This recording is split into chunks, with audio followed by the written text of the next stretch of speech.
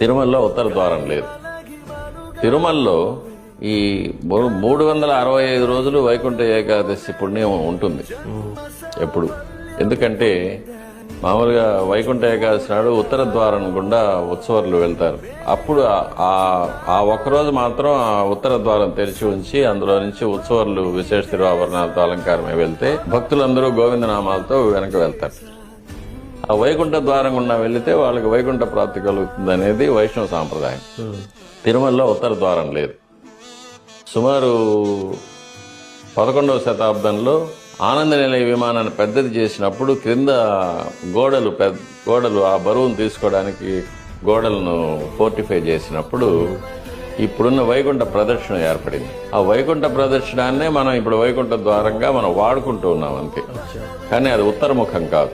కానీ విశేషం ఏమంటే ఆనంద నిలయ విమానంలో ఉత్తరముఖంగా పరమపదనాథులు వేంచేస్తున్నారు. స్వామివారు వైకుంఠంలో ఎలా ఉంటారో పరవ్యూహంలో వేంచేస్తున్నారు. తర్వాత వాయవ్యమూలలో విమాన వెంకటేశ్వర స్వామి ఉన్నారు. ఆయన ఉత్తరముఖంగా ఉంటారు. కాబట్టి స్వామివారిని లోపల మూలవలను దర్శించుకొని ప్రదర్శనంగా వచ్చినప్పుడు ఉత్తరముఖంగా ఉన్న పరమపదనాథుల్ని విమాన వెంకటేశ్వర స్వామిని దర్శించుకుంటే వైకుంఠ ఏకాదశి నాడు స్వామివారిని దర్శించుకున్న ఫలితం కలుగుతుంది అనేది. అది 365 రోజులు దర్శనం ఉంటుంది.